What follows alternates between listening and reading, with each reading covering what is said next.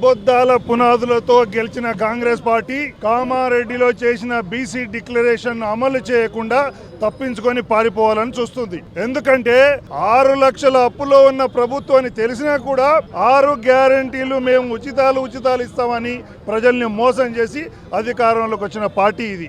అయితే నిజంగా చెప్పాలంటే కేసీఆర్ మీద కోపంతో వీళ్ళకి అధికారంలోకి వచ్చారు కానీ వీళ్ళ మాటలు ఎవరు నమ్మలేదు. అయినా సరే వీళ్ళ యొక్క వైఫల్యాన్ని, వీళ్ళ యొక్క అబద్ధపు రాజకీయ జీవితాన్ని వెలుగులోకి తీసుకొచ్చి ప్రజల్లో చైతన్యవంతులు చేసి ఈ 4 సంవత్సరాలు వీళ్ళను అమలుపరిచినట్టుగా చేయడమే భారతీయ జనతా పార్టీ బాధ్యత, భారతీయ జనతా పార్టీ యొక్క సంకల్పం, భారతీయ జనతా పార్టీ యొక్క కార్యాచరణ. వాళ్ళు చేసిన డిక్లరేషన్ ఏమిటి? 6 నెలల్లోనే 23%ను 42% చేస్తాం బీసీలకని వాగ్దానాలు చేసి స్థానిక సంస్థలు ఎన్నికలు అదే ప్రాతిపదిక మీద జరుగుతామని చెప్పారు. కానీ దాని గురించి ఊసే లేదు.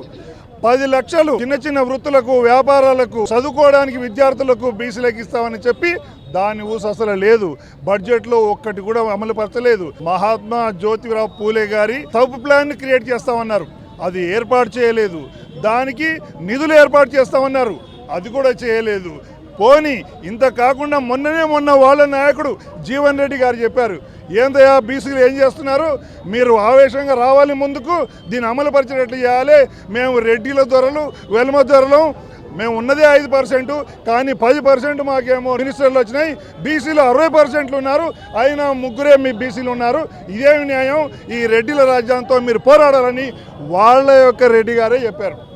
అయినా కూడా సీఎం గారికి చీమ గుట్టినట్టు కూడా లేదు. వాళ్ళు చేసిన డిక్లరేషను వాళ్ళే అమలుపరచకుంటే భారతీయ జనతా పార్టీ ఊరుకోదు.